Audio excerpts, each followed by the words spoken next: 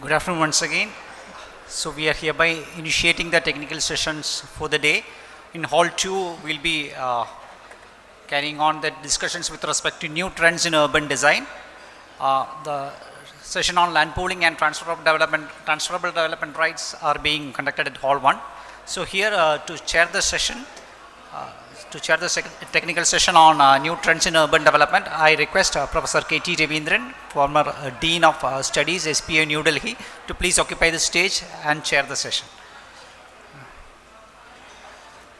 Professor K.T. Ravindran, former Dean of Studies of SPA New Delhi and who has been in SPA for more than 30 years. He is a senior academic advisor, Rick School of Built Environment. He was a former chairman, Delhi Urban Arts Commission, chairman of the Architectural Heritage Advisory Committee of INTAC, trustee of Indian Heritage Cities Network Foundation, member of the advisory board for the United Nations Capital Master Plan, New York. He was a member of the expert committee under the Government of India for the new capital of Andhra Pradesh and subsequently a member of the international jury for the AP Capital Complex. He was formerly a vice chairman of the Central Environmental Impact Assessment Committee and founder president of the Institute of Urban Designers India, and a member of the Governing Council of NAD, Vijayawada. So his practice includes design of greenfield cities, cultural buildings, memorials, adaptive uses and urban conservation, and his works at the capital city of India, and even he was involved with many of the projects at our own city of Cochin. So we are extremely happy and delighted to have Professor K.T. Ravindran as the chair of this session. So welcome, sir, and thank you for thank you for your presence here. So we have two speakers on the topic of new trends in urban design: architect Vivek PP from the Earth, Calicut, and architect Bailey Menon, an architect and urban designer from Kochi. Architect Vivek PP is an architect and an urban designer. He completed his BR from National Institute of Technology, Calicut, and masters in urban design from National University of Singapore. He was a founder partner of the firm The Earth at Calicut and is a founder member of the Governing and Academic Council at Avani Institute of Design, Calicut. His primary work includes the eco-friendly sustainable architecture, green buildings, etc. And he has been awarded the IAA Kerala State Silver Leaf for design of public spaces in the year 2021 for design of the cultural beach at Calicut. His works include, his key works in public realm include the Freedom Square at Calicut, Master Plan for Fort Kochi Heritage Zone, the Master Plan for Talasheri Heritage Project, development of Calicut Beach, development of Nilekal Base Station, Shabarimala Master Plan, etc. As chairman of IIA Calicut Center, and he spearheads many of the public and social activities of IIA Calicut. So architect Vivek PP is a strong presence not only in the architectural and urban planning fraternity of Calicut, but also in the cultural fraternity and literary fraternity of Calicut. So we are very happy to have him as the primary speaker, as the first speaker of the session, New Trends in Urban Planning. And after that we also have architect Bailey Menon, who graduated from School of Planning and Architecture, New Delhi, and with a master's degree in architecture. His thesis, Ecological Aspects of Urban Design, was the first of its kind and won the Best Thesis Award in the Department of Urban Design. He is also a winner of IAEA National Award for Excellence in Architecture, and UNESCO has appointed him as a national expert for the initiatives on heritage of Cochin, and he is currently the National Vice President of Institute of Urban Designers India and also an adjunct professor at Master's Program in Department of Urban Design, College of Engineering, Trivandrum. So he is also a strong presence in the urban design and architectural fabric and the fraternity of Kerala. So both the speakers would be further deliberating and enlightening on us on the new trends in urban design. So I request our chair, Professor K.T. Ravindran, to further handle and sessions and further take on the discussions. Thank you, sir.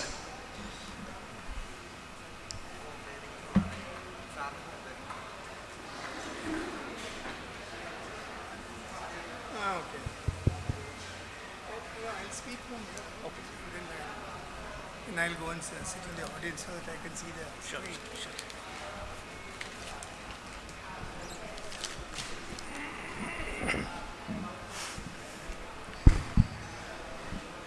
The real substance of this program is going to be the two presentations that you will hear from these two gentlemen. So we have earlier had a few discussions and I have culled out some key issues which are important in current thinking in urban design, not only in current thinking, current response to our environmental crisis in urban design. So I'll just outline those, the three main pillars on which contemporary thinking is rested. Then I'll elaborate them a little bit.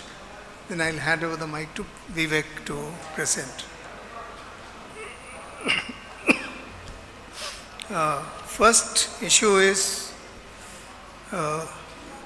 urban design as designing the environment, not buildings, not lighting, not urban furniture, not only roads, pavements, walkways, but the entire environment.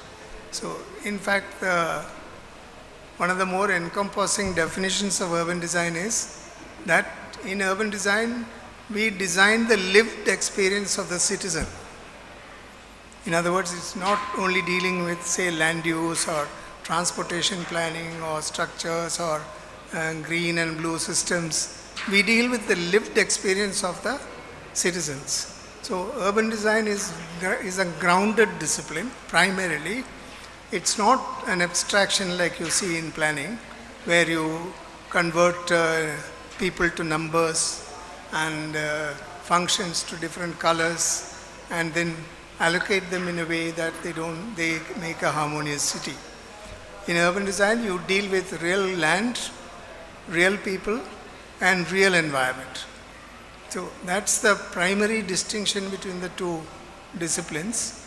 And planning, of course, will tell you how clashes between different functions can be avoided, how best you can move people from one place to the other. Those larger issues are determined by planning. But the actual experience of living in the city is only possible through good urban design. This is a fundamental thing that I think now, even in this morning's meeting, we saw, right, starting from the Chief Minister to almost all the speakers mentioned urban design in their talk. So that consciousness has already entered the psyche of our politicians and our bureaucrats, which I think is very, very important and very promising as a sign. So when I say that urban design is the design of the environment, it includes the built environment and the natural environment both. In other words, it encompasses disciplines like environmental planning, disciplines like landscape architecture, disciplines of conservation, history, heritage, and contemporary development and built form.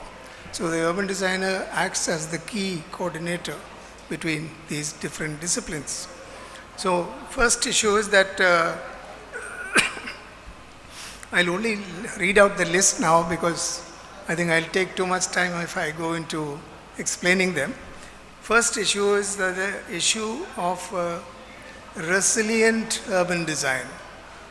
I think in the current awareness about climate crisis, it's no more called climate change, it's called climate crisis because it's already a crisis. You know that in our own backyard in Kumbalangi there is knee-deep water in houses.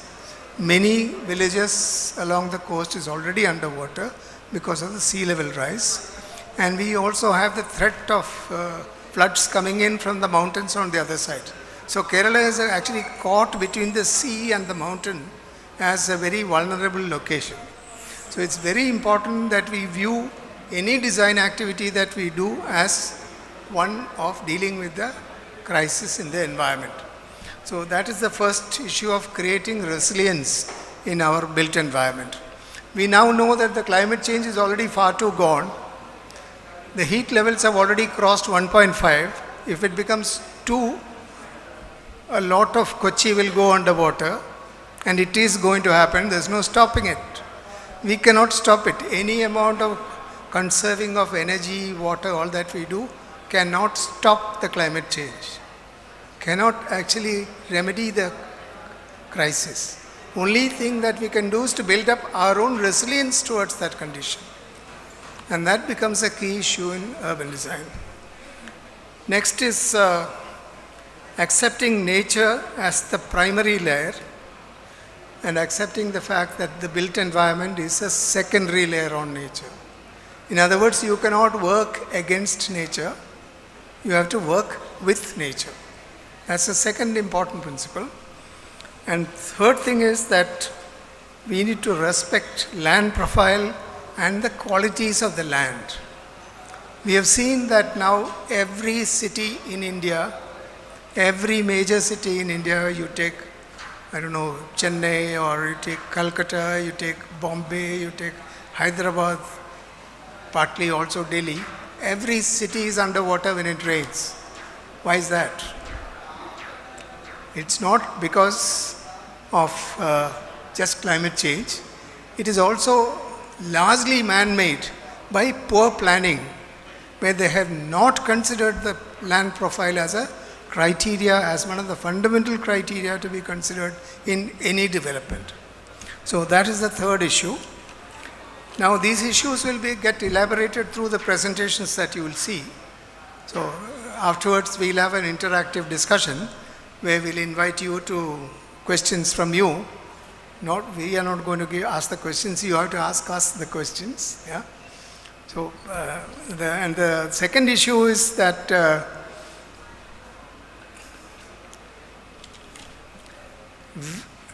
what I have called the urban spring, like the Arab Spring that was there all around the Islamic land.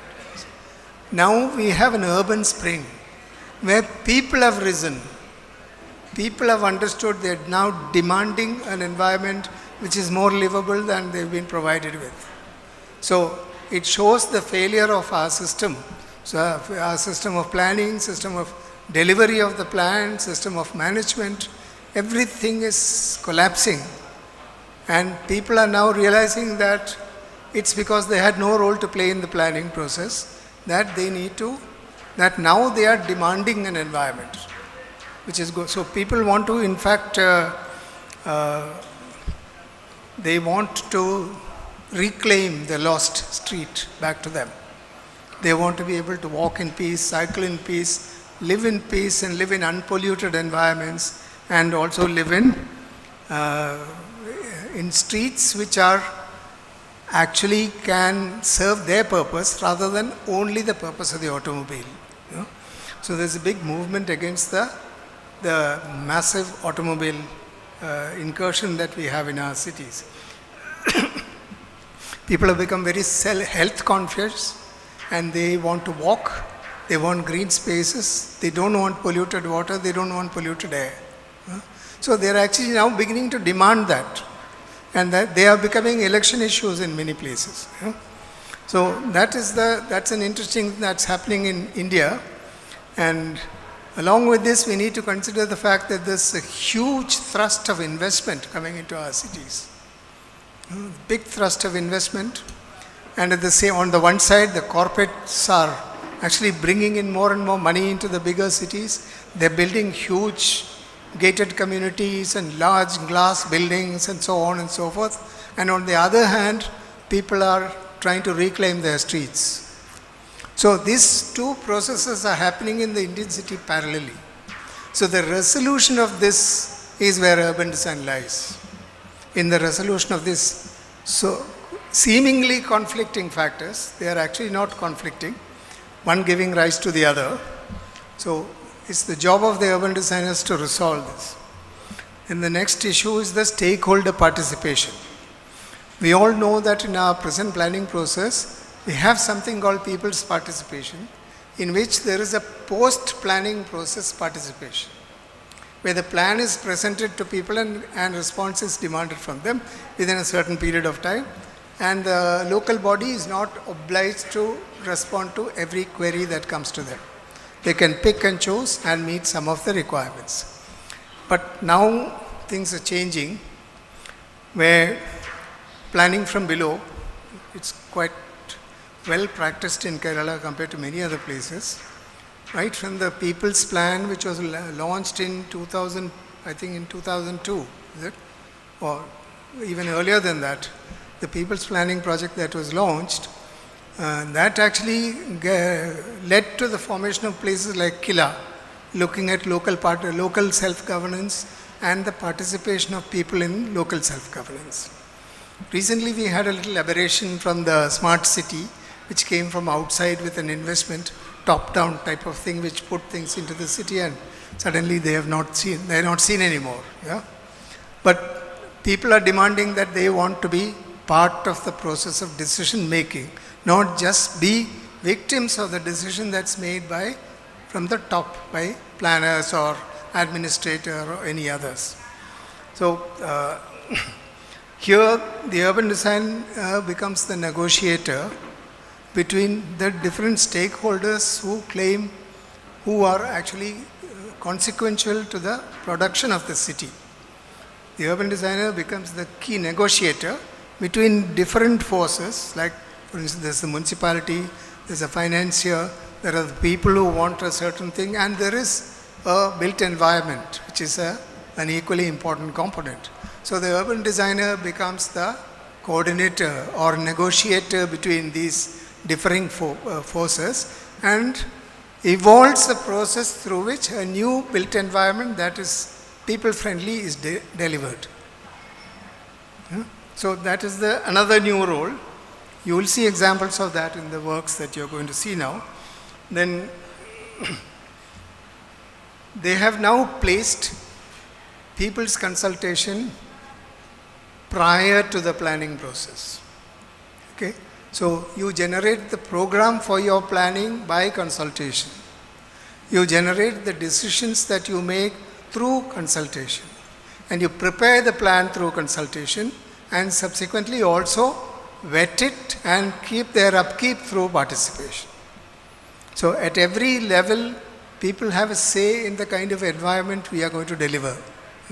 So those days are slowly waning away where plan can be thrust from the top to the people, and now we have to accept the co-custodianship of the city with the people, with the professionals, with the financiers, with the administrators, every stakeholder. We are in the process of doing a co-production, and in that the urban designer plays a role of being the link between the diverse forces that come together. So these are some of the few issues which I wanted to raise as the background of the two presentations you will see now. So we'll invite, I think Vivek will go first. Yeah, we'll invite Vivek to present the schemes that he has done, and then after that we'll have Bilay who will present his work, and after that we'll all have a nice joint session. Okay? We will not sit on the dais for that session. We'll turn two, three of these chairs here, and we'll sit here across you, and we discuss one-to-one. Okay? Thank you.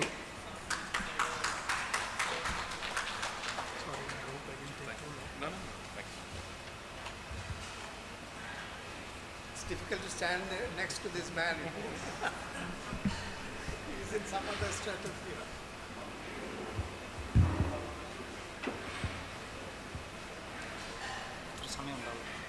What happened to my first slide?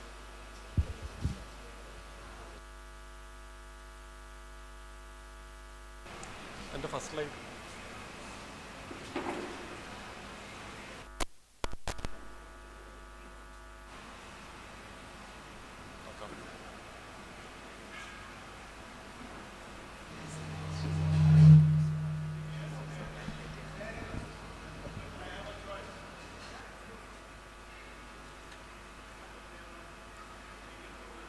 Okay, I'll start here. I think I missed two slides. Good afternoon, everybody. It's my pride to stand before you in this August gathering, and also under moderation of my hero, architect Professor K.T. Ravindran. So I'll try to stay with the time, also try to focus on the real topic, on what urban design can do to our environment, and what probably are the approaches that we need to take in the urban design. The title of my topic is not here, I lost 2 slides. The title of the topic is In Search of Sensitivity. I think that is the first thing that you need to have an urban designer, being sensitive to what you're doing and being sensitive to the ground. I'm happy that the chairman opened up today's event, the 2-day event, with saying the most important thing is the public participatory process. And almost all our projects that we are going to talk through is guided upon that process. So I belong to a small practice based in D-Earth, which is in Calicut. And this is where I come from, in asking this critical questions on how do we create positive social and public spaces? How do we create places for people to breathe, which treat them as human beings and not robots? So that is the basics of our practice, where it's a philosophy-driven practice. And more than a theory, I would like you to take through the works that we have done, some of them in the process, some of them already completed, some of them very small, but some of them which have really impacted the environment. I'll be taking you to this 6 projects mainly, this 6 structure. The one is a wayside amenity which we are doing, the bus stops which created a kind of a sense of place for Calicut, the Freedom Square which is now the identity of Calicut, Cultural Beach which got us a state award, and also failure.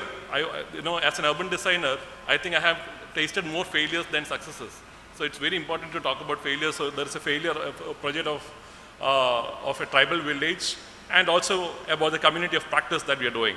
So this particular project, Wayside Amenity, is looking beyond what is a street, what is a road, and looking beyond the infrastructure alone. So utilization of waste spaces created by infrastructure to create inclusive amenities for travelers, inclusive amenities for local, inclusive amenities for women, for child, which also has a role in waste management as a local waste collection unit. The solid waste collection unit can be kept there. So there is a role in the local self-government, and which is universally accessible maintenance, which has a management plan and sense of ownership.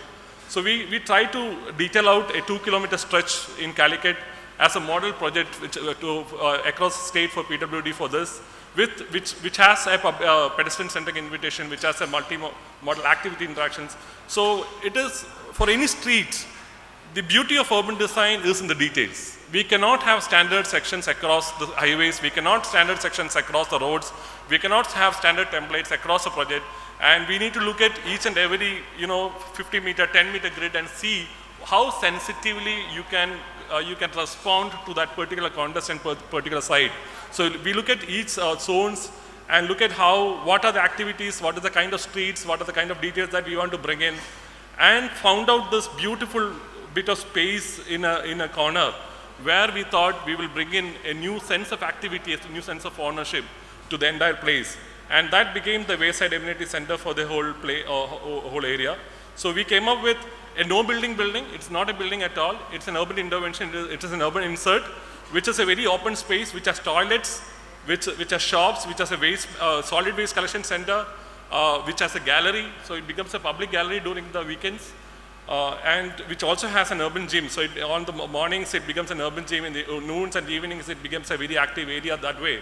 So this was taken up by PWD as a model project, and they have taken the initiative to actually come up with. So all the walls become storytelling walls, and the entire thing becomes, with a special lighting, becomes the whole identity of the place. So that is the first project which we hope will get built soon. That's the only unbuilt which I'm presenting. So we started practicing urban design 14 years before, and our first project is this little, small, tiny bus stop in Medical College, Calicut, and we thought, which made a huge sense of change for that whole neighborhood. So this bus stop came out in a very tight space, 4 feet, hardly 4 feet beyond the pedestrian environment, and our MLA Pradeep Kumar, who was so passionate about design, wanted to do something special, something contextual there. So we looked around and tried to look at bus stops as more than just a waiting place, as an identity of a place where public art can come, which can avoid clutter with all these advertisements, where we can use some local materials as a social space, where we can use news and galleries. So this was the outcome: a small, tiny bus stop, but with a content of with an element of design, with an element of contextuality, with an element of material, and a public art which came in. So this had a very simple section without creating, a major block on that zone. And we went on to do a public art on its edges towards the streets. And the whole area, which was the waste dumping yard once, became a very active social space and standing till that, because people took the ownership of that place, and 14 years down the line, it is still the same. So we were active in hands-on experiences there, doing the wall painting and all that. My son also had accompanied me to do the wall painting of that street. And this particular project is one of which is very close to our heart. I spent 9 years on this project, right from conceptual to completion, negotiating with funds, negotiating with people, negotiating with authorities, negotiating with politicians to come up with something unique, something not normal on a place. So the question that we ask at this particular point is, who designed the brief of a public project? Is it the authority, is it the corporation, or is it a particular town planning department, or is it the public, or is it the politicians? Basically, when it is a public project, we are the client. So the brief has to be done as a collective process, as a participatory process between the designer, the clients, the planning process. So architect is not just for the physical design of that entity. Architect or an urban designer becomes a negotiator between these processes. And first role of an urban designer is to design a proper brief. And then come the participatory process. And also, basically, it is not just a vertical brief. You will have to find out extra opportunities in that brief to maximize the utility of that particular budget for the public utility. And then also there has to be gender and age inclusivity, as it became an identity for a city. It became a sculpture, art by itself, a palette for artists, also an urban museum, and a guardian of history with repository of memories. So this is the Freedom Square as it is. We call it unbridled expressions of the values of the city.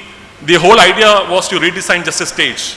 The stage was the historically important stage where people like Mahatma Gandhi, Jawaharlal Nehru, and all the prime ministers, chief ministers would have spoken in Malabar, and it was very important as a stage, but this was the condition of the stage. So the whole idea that came to us was to redesign the stage. That's it. That is the initial brief. So we could have ended up designing a beautiful stage. But we relooked at the stage and see behind the stage there was another historical monument, the North Pier, and it was on a historical place because the beach itself witnessed the salt satyagraha movement during that time. So we need those memories for the most thronging public space in Calicut. This was behind the stage. So we relook at the history and saw that there was a glorious history connected with this part of Calicut, and try to understand how we can put it through the stage. From a stage design, it went to multiple stage design, one big stage and one small stage looking at the small place, so that it can take the flexibility of multiplicity of events. And when we decided to split the stage into two, we got a corridor right into the sea, like the old North Pier. And this corridor suddenly became an urban museum which record the history of Calicut's maritime history. And those was collected by different historians, and we could curate that into an urban museum. So we had this big stage on the left and a small stage on the right with state-of-the-art green rooms, and then there is this linear path to the sea, which became the urban museum. So this is how we took it. It was a collection of freestanding walls, and the freestanding walls, all of natural materials, one of stone and one of laterite, two different expressions of context, two different expressions of texture and tectonic, so that it has a two different level of power shown in the stage. And people use this place for a multitude of reasons, from morning to night, for the exercises, for just sitting down there, for playing and for activities and whatsoever. And when this was being done, I would have been the most cursed person in Calicut for at least 5 years, putting all this concrete on the beach. But this actually happened with all the CRZ approvals, and the concrete came on the footprint of the stage which was already there. And the person who actually came to me said that he cursed for me for 4 years, and he never knew that this was coming up like this. And that stage started to take, the huge rallies of 1 lakh and 2 lakh people. But in the mornings, it becomes a place for the young child to come and take, do the small exercises with the father. And afternoon, it becomes a place for the students and the travelers to come and witness the history of Calicut. So that whole place take a different expressions during the time, and the night it becomes a party place where anything and everything can be played for the city. So from a stage to an identity of the city, and the stage where the repository of memories. This particular moment happened in Calicut Beach during Salt Satyagraha. So we recorded the moment into sculpture and urban sculpture. So rather than just a building, this urban art came on the stage, and we also decided that this has to be a 24-hour place. So the stage is active from 3 a.m. in the morning to next day 4 a.m. And it restarts at 4 a.m. So till 3 a.m. we have this lighting, and the lighting design was done by my wife as well. So this lighting design elevates the stage into a sculpture and also makes sure it is safe and secure all through the time. Yeah. So this is how the whole Freedom Square looks like in the place right now, lit and sculptural.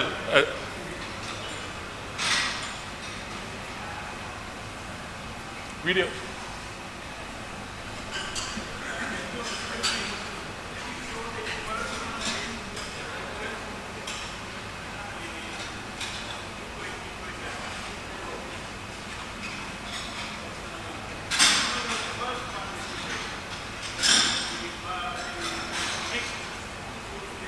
Yeah, I'll come back after the presentation. Yeah, I'll definitely come back on that. Can I have the video, please? Soon? You can run through the video. I don't want to run it full. Back. Play the video, please.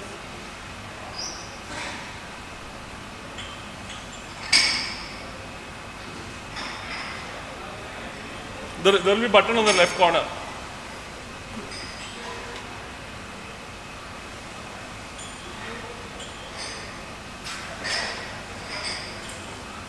Okay, I'll skip this video, but there are 4 more videos. Please get ready for the next 4.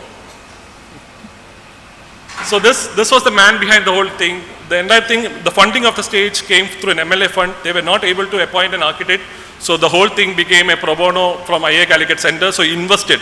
So we say we have invested on the city there. So that whole idea of funding to such public projects to engage urban designers have to be relooked in our scenario.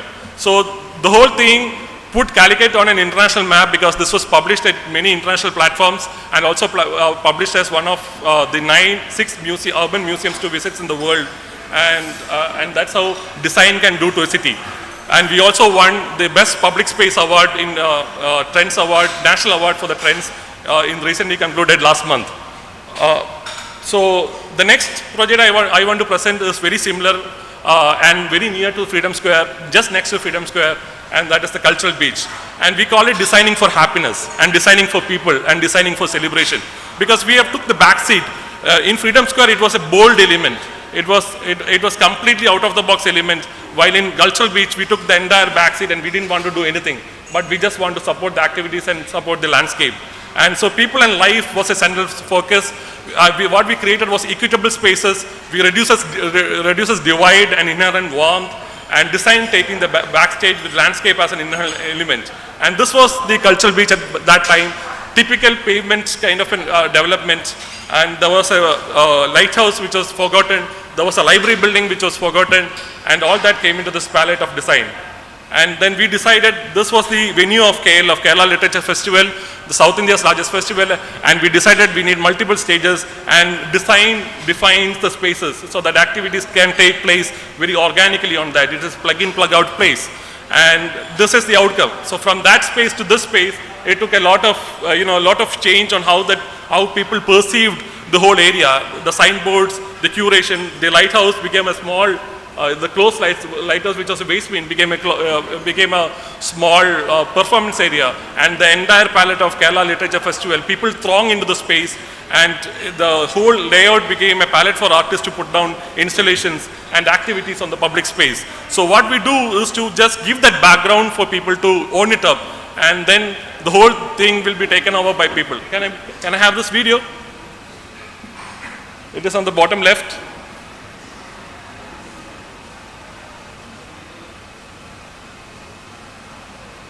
There will be a play button on the bottom left.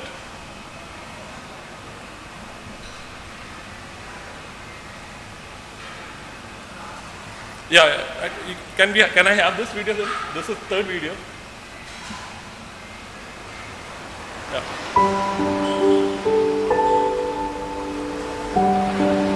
So this was the old port building that we actually not conserved but we redesigned with those memories of those design. And this is the memories of those spire which we didn't touch but it stays there. And this was the library building which we made into an adaptive reuse place for a gallery. And that space became an active center for cultural performances, all these activities around. And the whole thing becomes a beautiful background for the city, for the performances and for the activities. And right next to the beach, such spaces, just elevates the mood of performances, elevates the mood of people.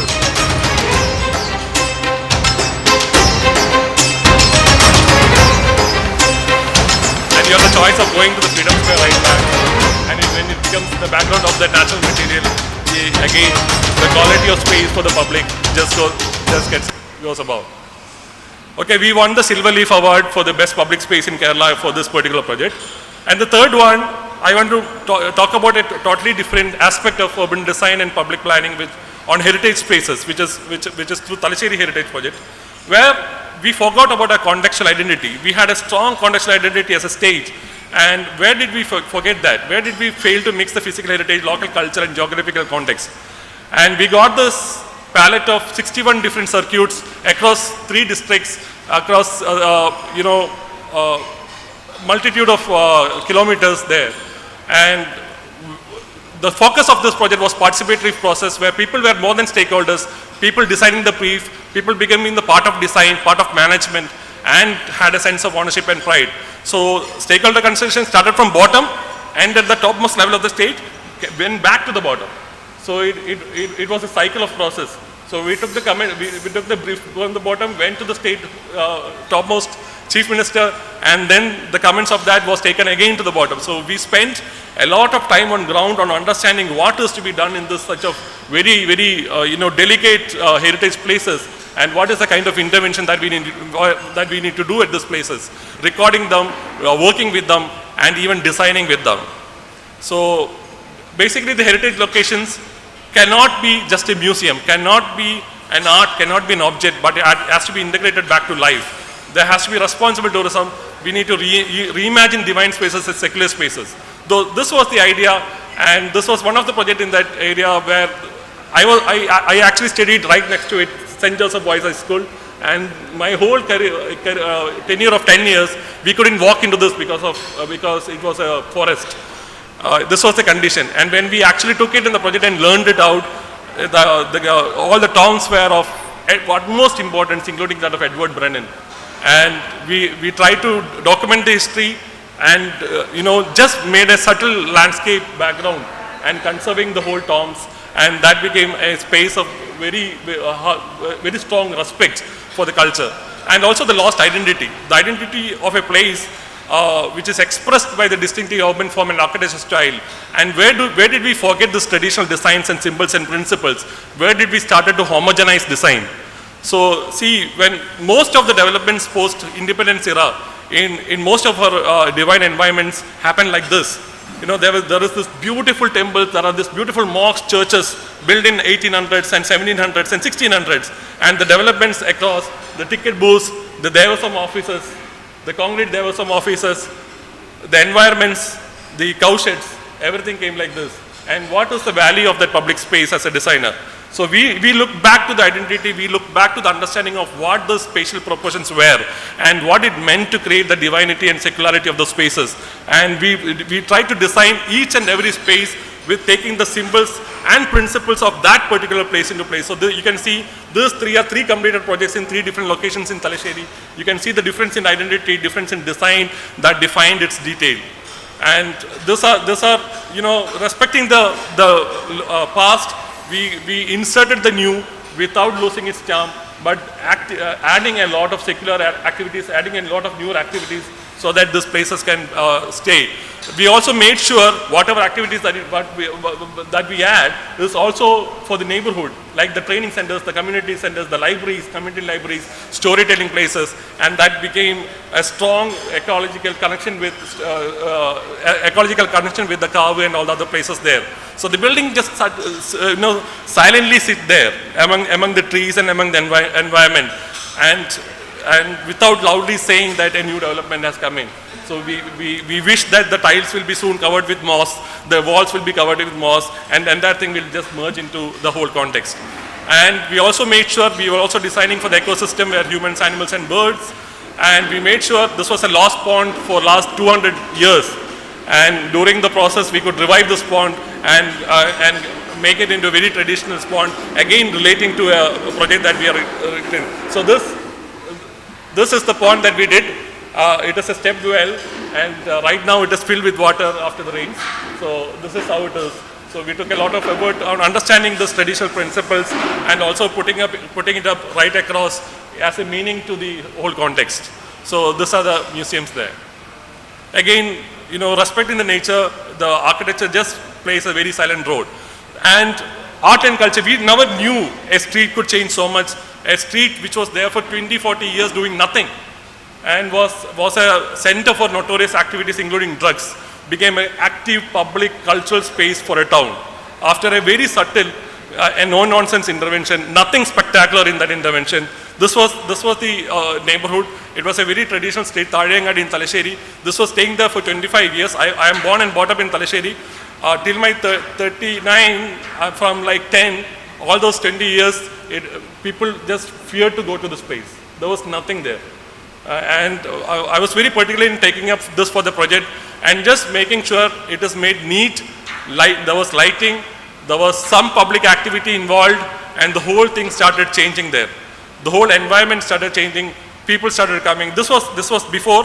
This was the photos before how those glorious heritage buildings was there, how those streets were done. So lots of parcel offices and lots of other illegal activities was the content of the place. Now, the only thing what we did is to have some footpaths, some lighting, some activities in place, an open air theatre and some urban art. And the result was phenomenal. Can we play this video? അപ്രതീക്ഷിതമായി തലശ്ശേരിയിലെ ഒരു തെരുവിന് വന്ന രൂപമാറ്റത്തെക്കുറിച്ചാണ് ഇനി പറയുന്നത്. തലശ്ശേരി താഴേലങ്ങാടിയോട് ചേർന്ന അവഗണിക്കപ്പെട്ട തെരുവ് ഇന്നൊരു tourism കേന്ദ്രമാണ്. ആ റിപ്പോർട്ടിലേക്ക് പോവാൻ നോക്കാം. പുരാതന പ്രൗഢിയുള്ള കെട്ടിടങ്ങളിൽ ഒരുക്കിയ മനോഹരമായ Yeah, this video please. So people started respecting it. People start celebrating that as a place. The street became a theatre. The street became a stage. Street became a cultural space. The second video please.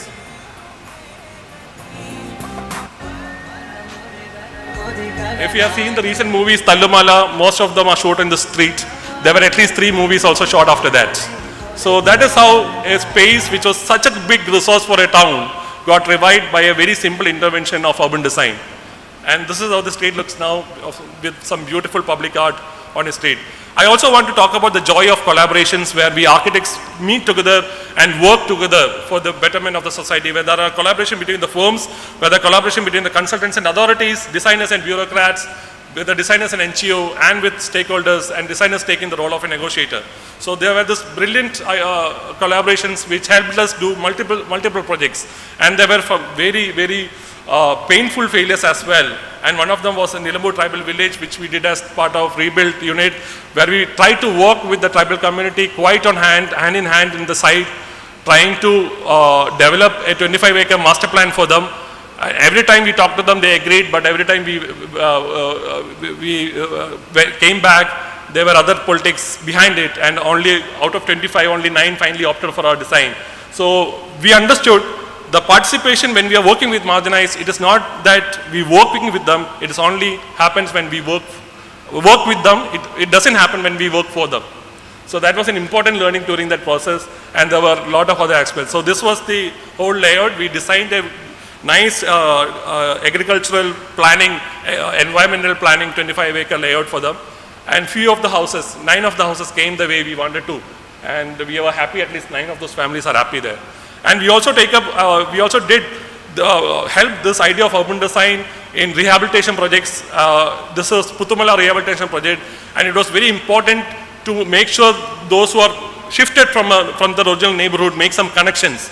And our idea of urban design helped them to recreate connections in that place and also connect the families between them. And this was also an hands-on project on site, and which we were able to rebuild at least 55 different homes in that neighborhood. So there were basically urban design as as a collective, we could impact from birth to death. We started from Amatotil. We also have designed crematoriums in every facets of life. And this collectivity, where these discussions happen, where people's representative gives us feedbacks, where people give us feedbacks, and when we go on ground, I think that is when the true sense of urban design, true sense of sensitivity starts and ends. So I'm not talking about this. Basically, it is about, urban design is not about aesthetics. It actually touches every facets of life, efficiency, multiplicity of functions, equity, inspiring culture, inspiring safety and identity, upholding the contextual spirit, and also impacts public behavior in a big sense. So the top heading of my talk was in search of sensitivity. Basically, the questions are how immersive is our process, and how critical we have been on our rules and regulations, and how inclusive have we been, and how to negotiate, and how to bring in the new technologies. So yeah, so new technologies will be the way ahead. This is my office, and this is where I work, and hopefully I'll be able to do a lot more projects like this. Thank you.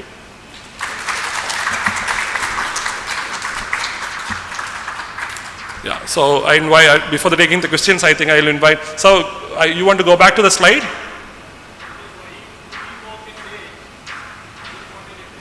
Oh, okay.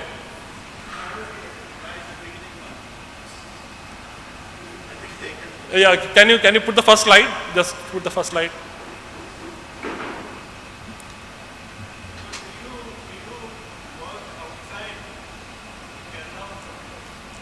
Yes, for architecture, we are trying to work in lecture, but not for urban design yet.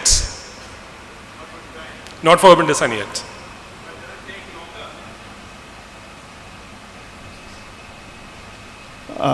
The first slide, please. Let him see the first slide.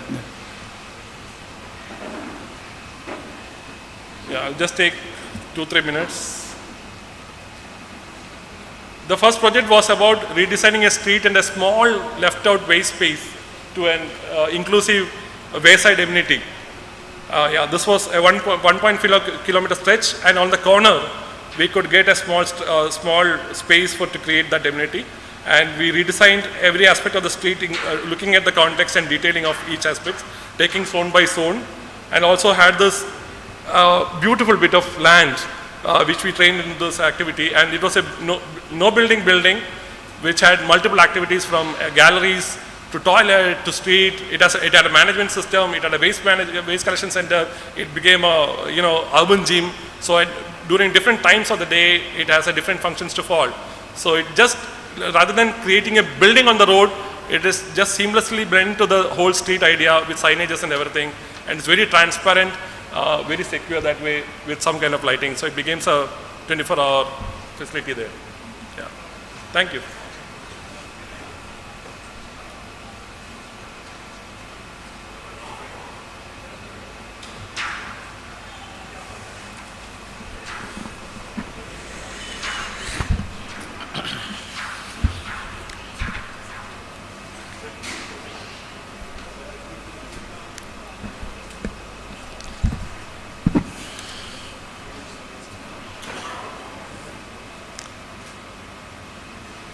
Good afternoon. Firstly, let me congratulate Greater Cochin Development Authority and everyone behind this National Urban Conclave BODHI 2022. I think it is turning out to be a very, very interesting event, and very much required for not only Cochin and Kerala, but many developing cities of the country. And this is a good union of energy and ideas, and I'm sure it will lead to good results, not only for Kochi, but also for other cities.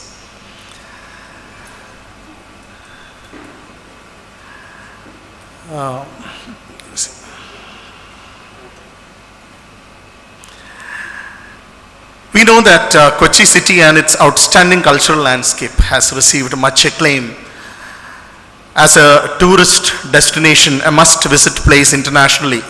You know, people like Lonely Planet, National Geographic, TripAdvisor, and so many others, including it among the top must-visit places in the world.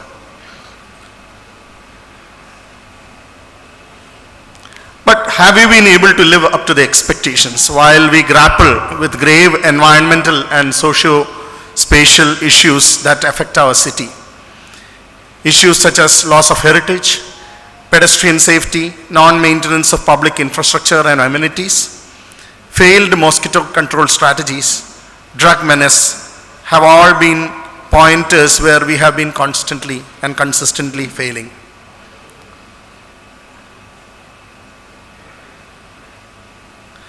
The problems that we face today are to be seen as a collective responsibility, not only of city administration, but also city planning and design institutions and the citizens themselves. Half of the issues that we face in the city today are connected with larger issues of environmental degradation and climate change. But equally harmful issues are connected to the society for its failure or absence of administration, planning and policy, and also citizenry.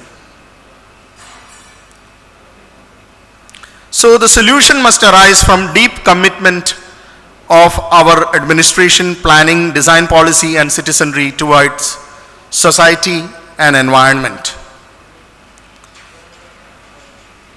And we can achieve this and we can look at these complex issues only by collaboration. No individual institution, no individual design firm can handle such complex issues alone. So effective collaboration to handle such complex urban issues, and we also need to look at cultural and environmental education so as to develop a responsible future generation. So here I am presenting two of our projects. One is an environmentally sensitive area in Chennai. The other one was an abandoned quarry site and also a failed attempt of a craft village. Two projects that I'll be presenting today. These projects are a result of committed collaborative effort of many people and institutions. So whenever I say we and we designed, it means that many people are involved in it. I do not take any credit for myself, but it is probably a collective effort of many forces. These projects also showcase how cultural and environmental education can become an integral part of such initiatives. First project I am showcasing here is an urban ecological restoration project at the Adayar Estuary in Chennai. This is an environmentally significant project that can become a model for urban ecological restoration. A project that can be replicated. We are already working on similar projects in other parts of the country. Government of Tamil Nadu initiated a project to restore 58 acres of the far end of the Adayar Creek, which Chennai's corporation was using as a building debris, waste and garbage dump yard. In this map, Adayar Estuary and Creek are shown in the blue color and proposed 58-acre project site is shown in green color, which is the far end of the creek. You can see that's the river going and joining the Bay of Bengal, and the creek that sort of almost encircles what is called a Kibble Island. And the far end of the creek, which is very much part of this ecosystem, is the said area of 58 acres.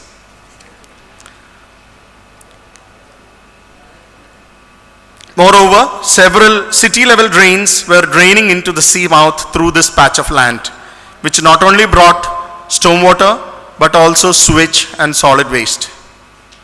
It was an area of total neglect. The water pH was acidic, chemical contamination was very high, indicating poor and degraded ecosystem. To handle such a complex project, like I said, collaboration was important and also teamwork.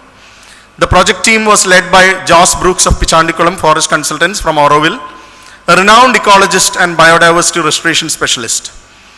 Our firm partnered as ecological planners, urban designers and landscape architects. Scientist Dirk Walter and a team of environmentalists from Anna University handled the water management aspects of the project.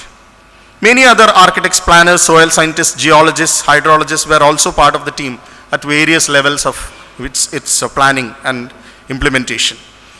The most important aspect was the government, which formed a separate trust, which was originally called the Adayar Punga Trust, and now it is called Adayar River Restoration Trust, became in fact the custodian of the project on behalf of the government, which also made sure that there is a special purpose vehicle of TNUDF which actually put everything into action. History, geomorphological evolution, seasonal behavior and cyclical changes of the Adayar River were very important aspect of our study. Various ecosystems of the Coromandel Coast were visited for detailed case studies to understand flora and fauna of the freshwater and brackish water ecosystems of the Coromandel Coast.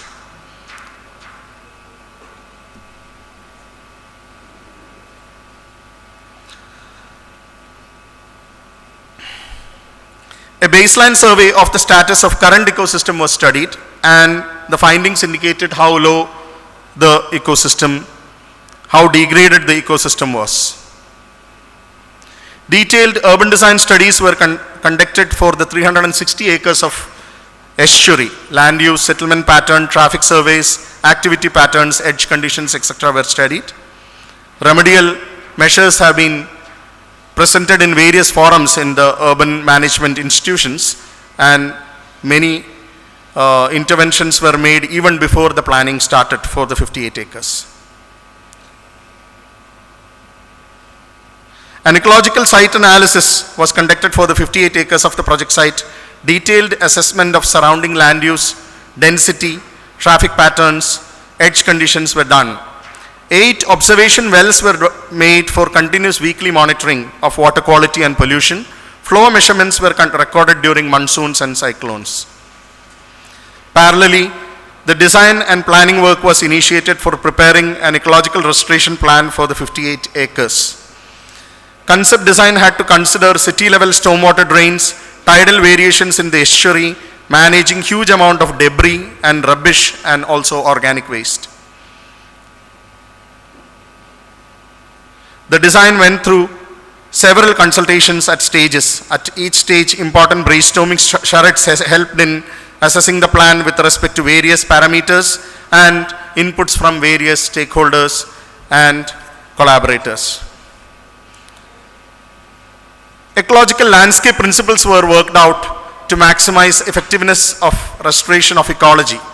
Stepping stones, coves, lobes to increase habitat biodiversity, curvilinear boundaries to promote lateral movement of species, and convoluted edges to support more edge habitat.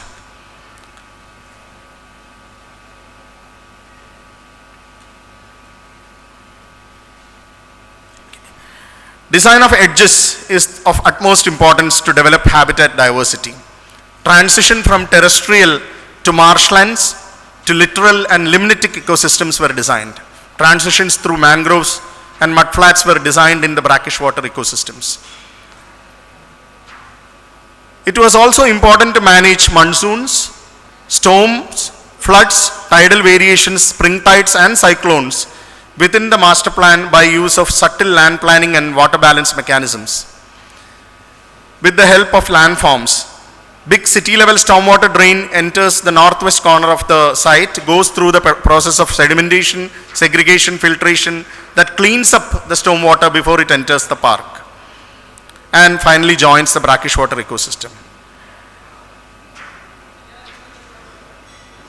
During storms, the stormwater crosses over the threshold and enters and floods the freshwater ecosystem, and during the cyclones, the opposite happens from the seaside when the spring tide takes the brackish water into the freshwater ecosystem, and still it should become sustainable, and that was ensured by land engineering, grading, planting selection and planting pattern.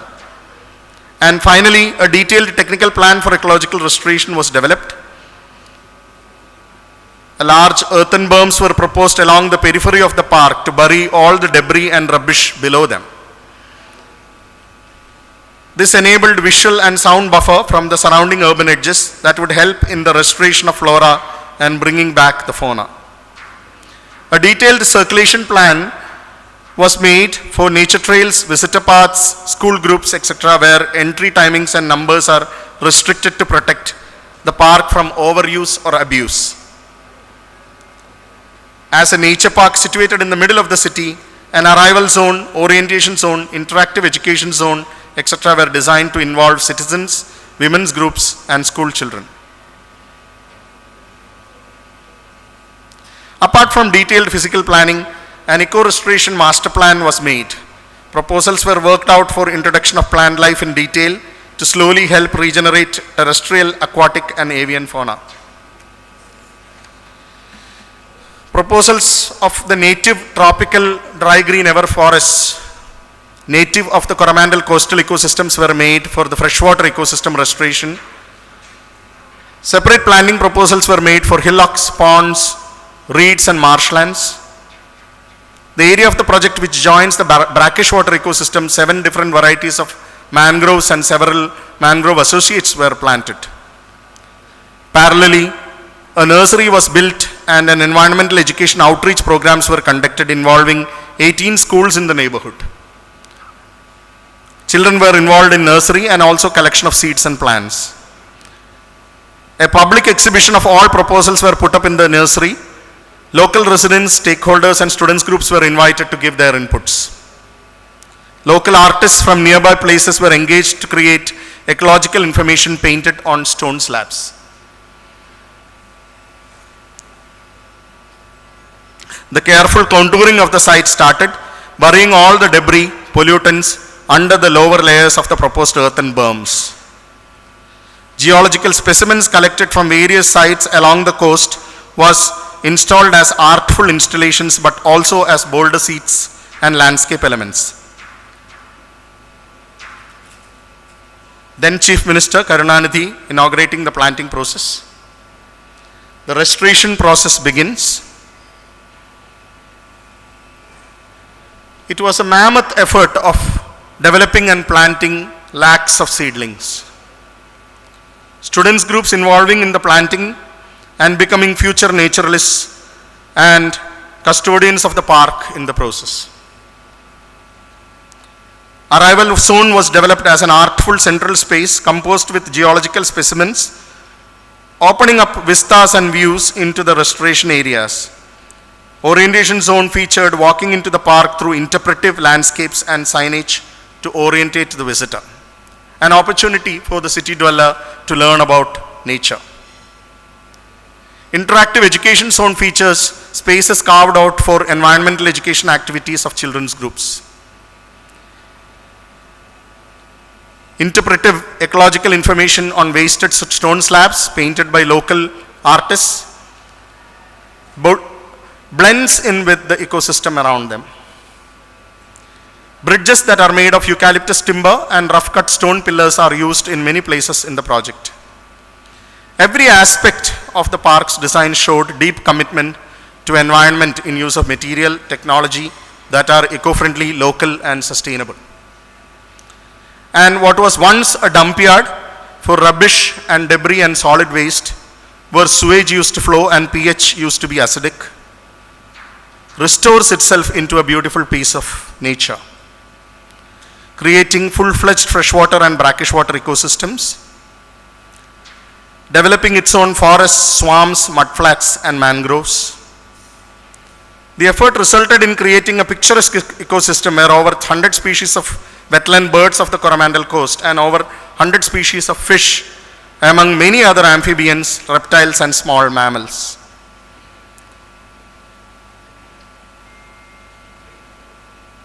The last slide of this project shows the entrance plaza and the stone seat walls from the restoration project. The project won the IAA National Award for Excellence in Architecture this year.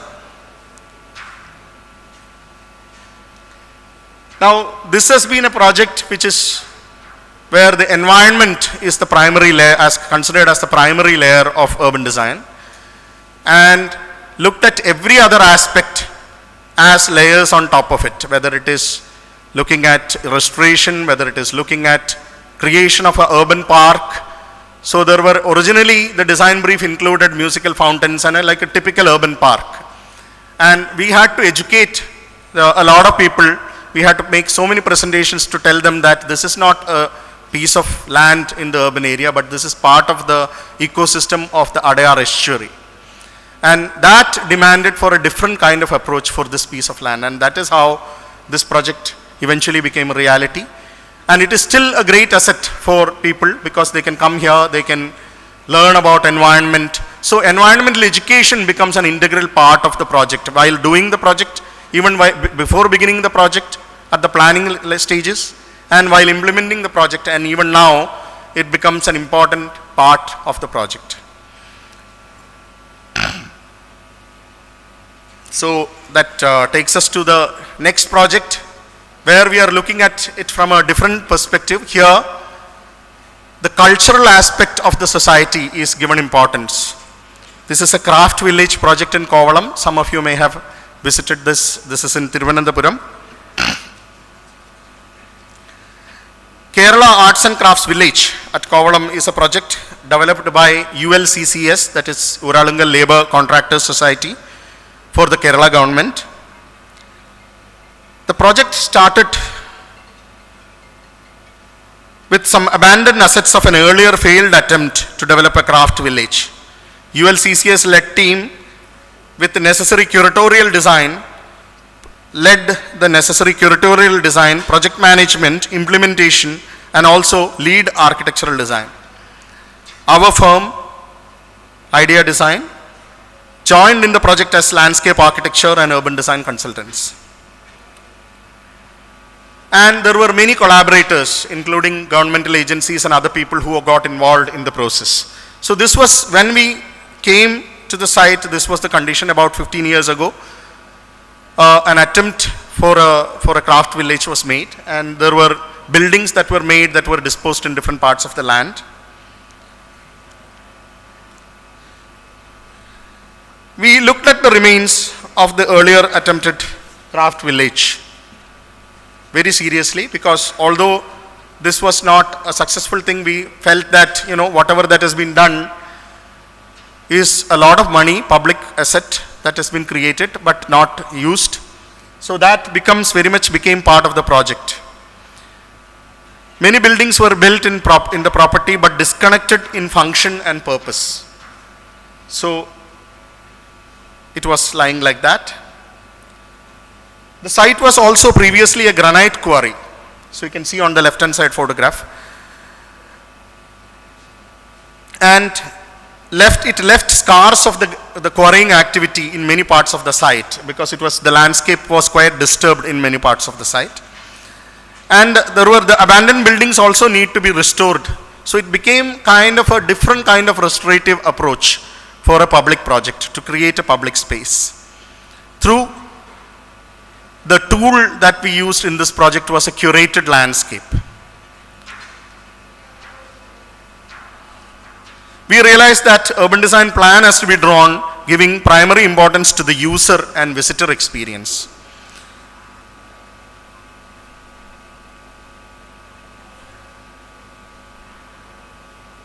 So we developed a master plan with functional zoning for car parking,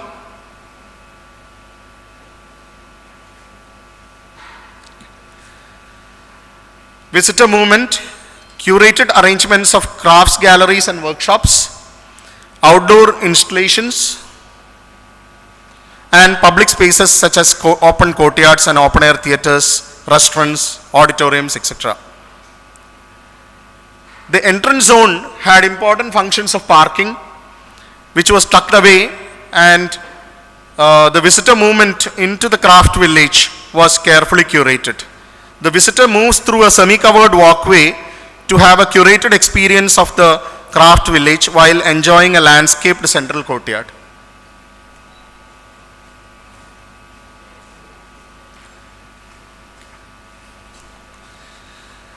In this picture, the roofed pedestrian circulation can be clearly seen as you see the new tiles and the old tiles. The old tiles are buildings that were already there, which were the kind of a craft showrooms and craft workshops that was already building old buildings. And we developed this connected corridor around a central courtyard of landscape. a public space that was created, and that made sure that there is a way to go, and there is also a curated experience of how you are going to unfold the craft village. So different crafts from various parts of India, especially from Kerala and surrounding states, they were chosen in such a way by the ULCCS curatorial team that it becomes an experience that unfolds the relationship of each of these craft with the natural materials, with the different kind of techniques, but also how it communicates various thematic ideas through craftsmanship. So that was curated and it was put in a certain way. Each of these galleries, so that's an aerial view of the craft village. These are the corridors. These are the corridors which connect all these different isolated buildings together. So you take this corridor and then one by one you will explore the craft showrooms. So you can see this is one of the craft showrooms where this side is actually the photograph on the left hand side shows the typical showroom where the craft is exhibited, and behind that there is a workshop where the actual craftsman or the sculptor or the artist, depending on the kind of craft that they are making, they will be sitting there and working. So it becomes an educative experience for the visitor, especially for school children, because that remains in their psyche about the culture of our land. It is curated through this walk. And while you are walking in the corridor, you are always going around this central landscaped courtyard. That's an aerial view again, which shows the entry and exit from the craft village, but also to the central courtyard. It's a view of the central courtyard.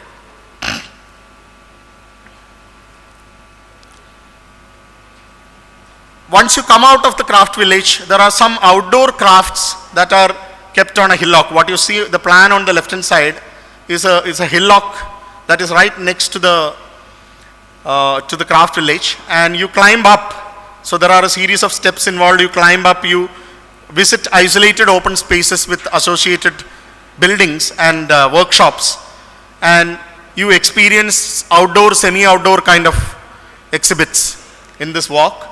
And then once you climb down into an open air theater. What you see, the plan on the right hand side is an open air theater, and also it finally gets connected to the auditorium and the restaurant. So you can see how people move from here to there. You climb down and you reach the end of the open air theater, and then you can come into the restaurant, or if somebody is coming by car directly to the auditorium, they will park in those yellow bubbles. So always parking is completely isolated from the main pedestrian circulation and also main view of the pedestrians, so that that doesn't become the main visibility item, but it actually exposes the landscape with more importance to any visitor. So this is that experience. So when you climb up, you can also get a glimpse of the regional landscape with the view towards the sea, because it is in Kovalam. Once you climb up to a certain elevation, you will also see the surrounding landscape, seaside landscape. That is an overall aerial view. So how you can see how the craft village and the hillock and the open air theater and the restaurant and auditorium, they are all. This is the first part. In fact, there is one more part that is yet to start. We are beginning that phase of the project now. This is the open air theater. You can see that the quarry site has been converted. The ugly part of the quarrying phase, we actually used it as a backdrop to the open air theater. So that became a very interesting feature of once the landscape took over. It became an interesting feature for people who are visiting here. And the open air theater itself radiates, the original name of the place was Hastalogam, which is the palm of your hand, because it denotes craft and Hastalogam means the world of crafts. So the open air theater actually took that idea and extended it as 5 fingers extending from the stage as 5 lines, different colors, and they culminate in a stone pillar, and the top of the stone pillar has 5 elements craft exhibited on top of it. So you can see these pillars, actually this is a pillar, each pillar has in one of the 5 elements has a sculpture on which is crowning the pillar. And this has now become one of the most successful urban public spaces in Trivandrum. Huge crowd, you can see in the weekends, there is curated programs happening almost every weekend, and also even weekdays, a lot of people visit this place. School groups are regular visitors and beneficiaries because of the kind of curated craft experience that they can get, which goes into their education about our culture and our society. And you can also see, how the quarry background has been used as a backdrop to events, even in the night. It's a musical performance. A lot of musical performances have happened by several groups. And so, coming back to where we have started, when the project is, the primary commitment, the core commitment of the project is to do with concerns about society or concerns about environment, then it becomes successful.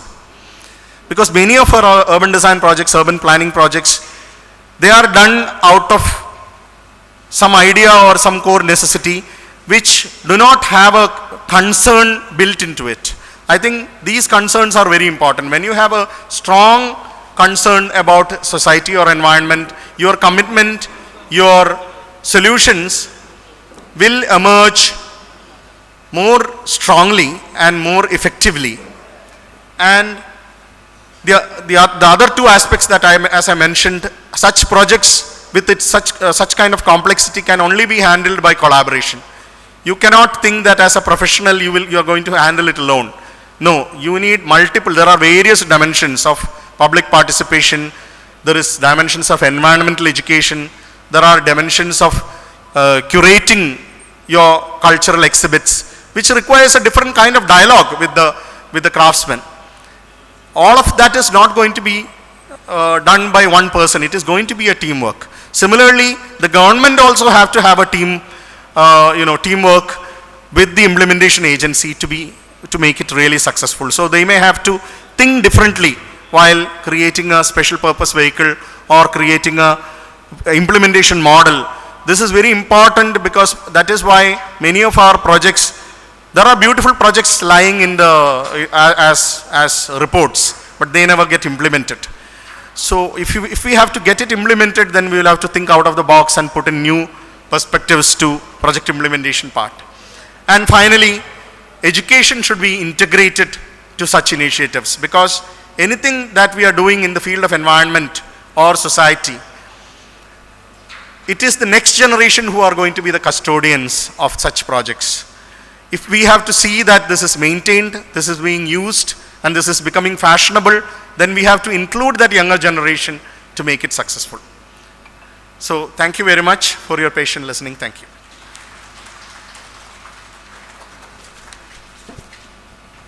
Thank you, sir. That was indeed 2 presentations which has imparted us with a lot of knowledge, ideas and insights.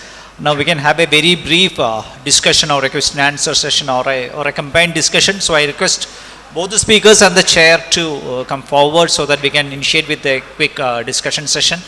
We have to conclude at least by 3:30, so we'll have some 10 to 15 minutes of discussions and a conclusion by the chair. Sir, if you can please occupy the dais.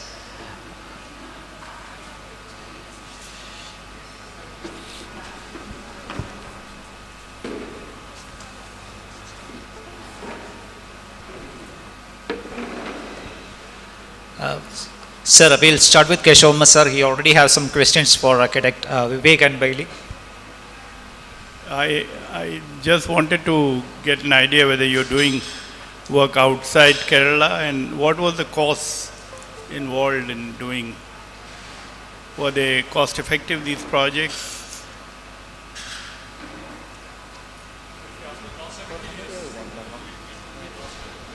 We don't have to get into the specifics of the cost, but just wanted to know whether they were.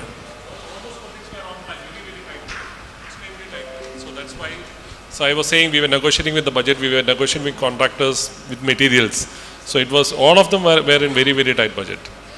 And there were multiple funding models, like for the case of Freedom Square, it was funded initially by the MLA fund, but it was just not enough to actually curate the entire thing. So we had some CSR coming for the curating the urban museum. So there were a collaboration of funds also coming in to actually make it happen that way. Yeah. And you are working outside Kerala also. You are not working outside Kerala. I'm working outside, but more on architecture. So you are not working in Leh or Ladakh or Ki? No. Feel cold, huh? Now we'll open up for discussion with any questions any of you have. Just two small requests. First thing is introduce yourself when you speak. Second thing is address it to any one of the two speakers or to me. Yeah, thank you. I'm Shashwat Bandyopadhyay. I work as a faculty member at CEPT University, Ahmedabad, and also with Mr. Verma as a part of the high-level committee on urban planning. I think, thank you very much. It's very indeed very great initiative and effort. My question is that many of the towns and cities are struggling to engage professionals because simply they don't have how to write a terms of reference for engaging with professionals who are working on this project. You know, for example, these kind of projects, these are not part of the general kind of RFP, EOI and other, and as a result it becomes for them to actually ideate and how we can bridge this gap, you know, so that I'm sure like here there are many other towns and cities where professional individuals can come and play and offer some services. Just because of small understanding of these procurement issues, often this becomes a barrier. So since your experience of working in Calicut, if you could share how did you mobilize, because this whole interface with the local body and how did they engage you, if you could throw some light on that. I mean, that is the most important question and still remains as a question for most of us, still remains as a question. Engagement of urban designers is something very, very challenging because we are not able to quantify the work an urban designer do in the similar scale to a percentage or a per square feet rate of an architect. And it is very, very difficult to let the authorities understand the kind of background work that has to go into urban design and master planning before it actually comes on the ground. So everybody wants to take a percentage of work. Probably as an urban designer I may decide that the intervention, physical intervention only is probably of 1 crore. So that doesn't mean my fees is 2% of 1 crore, which is 2 lakhs. To identify that 1 crore is my physical intervention, I already spent 25 lakhs from my office in the whole study process, in the whole stakeholder process, in the whole ideological process to come to the conclusion. This idea is still not there with the government, and it is very important to create the terms of reference. I'm very glad that as an investment, we could invest on an array of projects in the city. And now people identify architects and urban designers as a critical stakeholder at least. They invite architects before the project is framed, and which is a welcome change. Not after the project is framed. They invite architects to make sure the terms of reference is made with the participation of an architect and an urban designer. So one of us is a part of it. Second, they invite architects to be a part of the management system of the project. So an architect who has done the project is a lifetime member of framing the management plan for that project. So it is also important as an urban designer to make sure the project is resilient, project is sustainable, project is maintained at its cost. So there are, an urban designer's responsibility doesn't end by physically completing the project and getting the completion certificate out of it, but making sure the project runs decades the way it is envisaged. So that kind of a continuous involvement is also necessary. So in the terms of reference, it is also made sure in certain terms of reference that there is a continuous engagement for the urban designers to come into place. But these are all still in a very fluid stage, and as a community, we urban designers have a lot of more work to do with the government to make sure that there is a solid document in front of us to practice.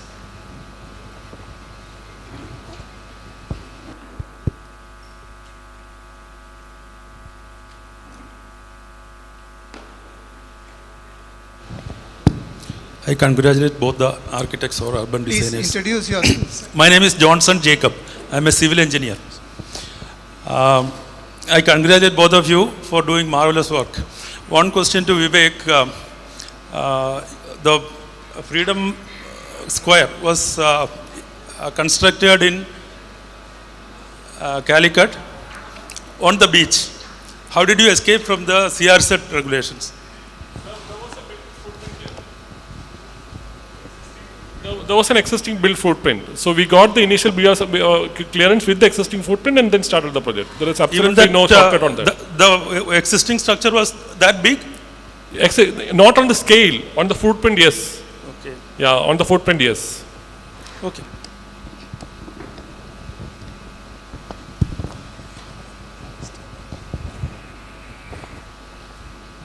My name is Murali. I am working with KIFBI in Kerala. Basically, I am a transport planner. So I congratulate both of you for the excellent work, excellent urban design work. So my question is regarding the street design. Like we have seen, like you have made some isolated locations wonderful for the wonderful experience. So nowadays, the requirement for walking experience, or like everybody wants walking space on the streets. So how can we make such walking experience city-wide? Because what is happening is only some isolated locations is happening. Even footpaths which are there also is not giving very good walking experience. So how do we make the walking experience in the city better, and how can we do it? Request Bilay to answer it. Anyone can answer, sir. Sorry, before we answer, we'll have just one more question. There's no time to have any more questions. So anyone else who wants to ask the question may please raise their hand. We have one more chance to ask a question. So I think, the biggest problem with neglect of pedestrian environment is because we are still thinking that vehicular movement or car movement is the primary circulatory design. Any circulation design, we are looking at how many cars will pass, how many cars are there in the junction. We are not thinking about people. So that humane thinking is not part of planning process anymore. That is why this has happened. So if we have a policy, for example, if Kochi tomorrow, the Cochin mayor or the chief minister tomorrow says that we are going to have a pedestrian first policy, that means the primary layer of our road design will be pedestrian safety will be the first aspect. Automatically it will come into place because we are not prioritizing it. In fact, some of the biggest junctions in Kerala, there are absolutely no pedestrian pathway at all. So pedestrian safety is also important because we should understand that we are becoming very exclusive for a certain class of people when we are avoiding the pedestrian safety from our plans. Pedestrian safety is most required for people who are walking on the street, which are from probably the bottom part of the pyramid in our social economic strata. Those are the people who use public transport who has to get onto the pedestrian pathway more often. And then we have people who are going for work. We have pregnant women walking these streets. We have, I had an employee who worked till 7th month of her pregnancy, and then she went on leave. So this is happening everywhere. And you look at the kind of pedestrian environment that we have in the city, and that situation will change only if we prioritize in our planning processes, in our design policy, in the government mandate, we prioritize pedestrianization. Then only this is going to happen. Otherwise, it is simply not going to happen. I'll just add a small point to what he said. basically all over the world now, there's a big thrust to move away from the motor car. Yeah? All over the world. It's not just something that we are talking about as urban designers in India. It's a big trend across the world. And basically now everyone knows that the automobile has stolen our cities from us. They have taken away our space. They have given us polluted air. They have given us more speed, but along with it more anxiety. People are now beginning to realize this. Of course, most of those countries which are promoting very good pedestrianization and cycling are outsourcing their car manufacturing to us. Yeah? And we are happily building highways and roads like as if people built in the 50s in Europe and America. We are still building them like that. And we are still increasing the parking requirements. Whereas all over the world they are shrinking parking requirements. They are making sure that the cities slow down, that they come to a humane speed and not an increased speed. We are building more and more flyovers and faster traffic, and we are widening our roads. This is senseless. It has no end. It's not going to bring happiness to us. What is going to bring happiness to us is when you can stroll along the waterway on your foot. That's what is going to bring happiness. Sorry, yeah. Yeah. No, I just want to make one sentence because it came from a KIFBI executive. I'm very happy that it came from you because you have the biggest opportunity to make those environments in Kerala right now. And the only point I need to make is God is in the details, and we need to respect design details. You know, it is not about putting pavement on road. It is not about putting plants on road. It is about how we are doing it, how minutely we are looking at it. And there are comfort, sociological, psychological activity factors that play into place. So that respect to urban designers and detailing, if agencies like if we can bring in, I think we'll have beautiful pedestrian environment, active pedestrian environment which are owned by people.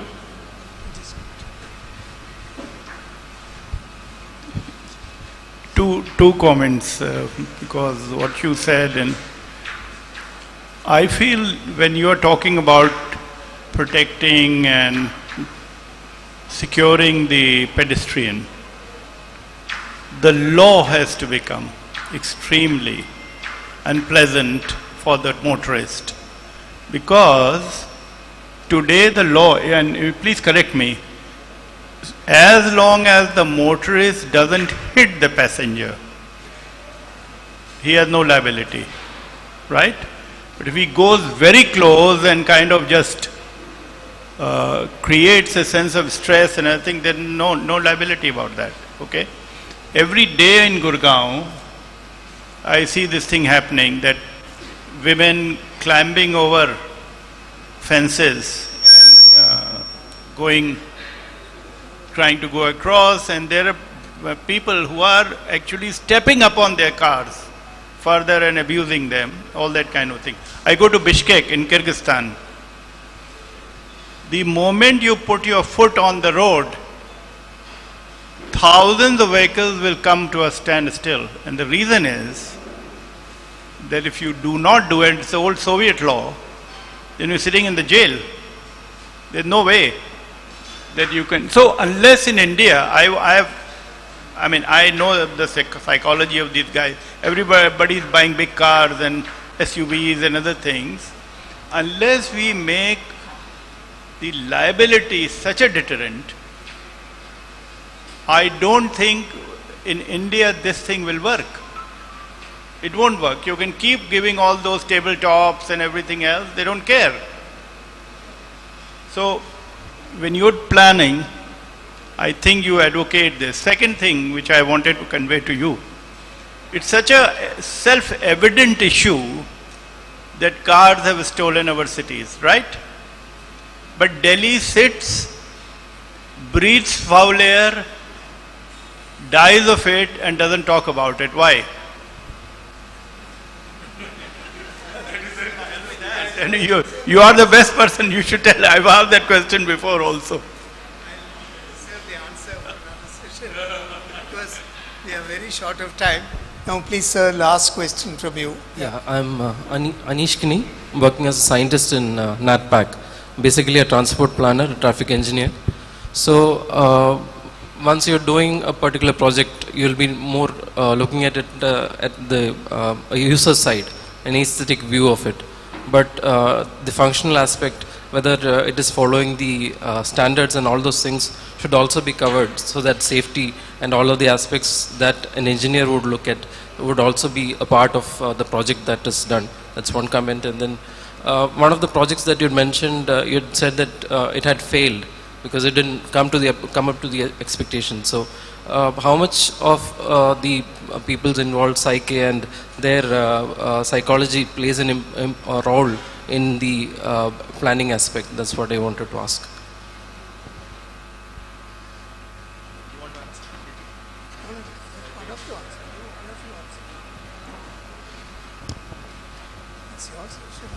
I mean, it is absolutely a misconception that urban design is about aesthetics. Urban design is not about aesthetics. The aesthetics is the byproduct. Urban design is about functionality. Urban design is about environment. Urban design is about social conscious. Urban design is about economics. About people.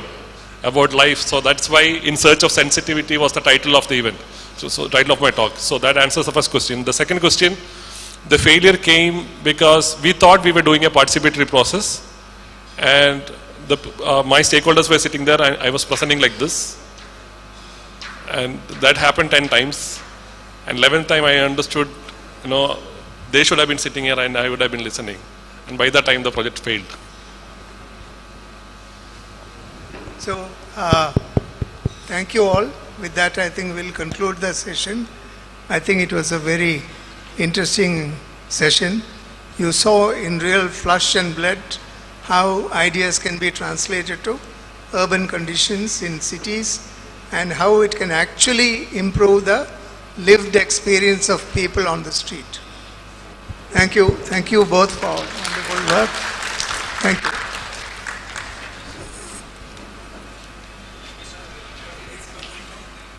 Thank you, sir, and thank you. It was a really informative and enlightening session. So, but I would like Chair and both the speakers to be on the dais for 1 more minute.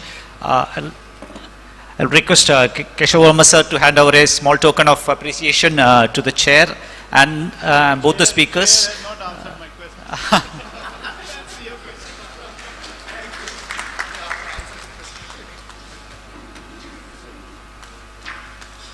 Excellent presentation. Thank you, sir. Thank you very much.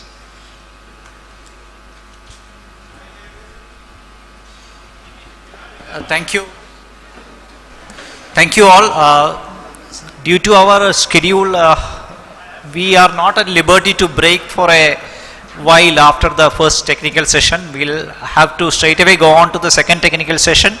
So, I request you to all be back, and we'll have the second technical session started right away, and after the first speaker is completed, we'll have a small break for a tea.